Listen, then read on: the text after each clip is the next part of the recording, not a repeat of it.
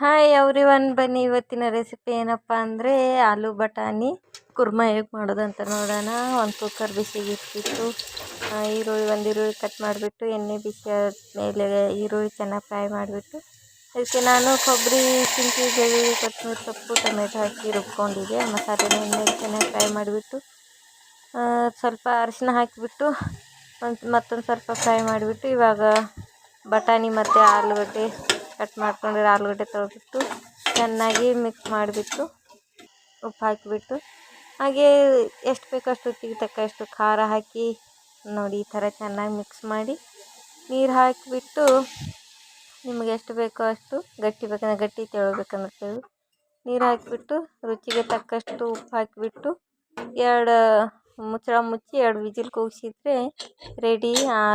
ಬಟಾಣಿ ಆಲೂ Kurma ready. Please ಇಷ್ಟ ಆದರೆ ಫಾಲೋ ಮಾಡಿ, ಲೈಕ್ ಮಾಡಿ.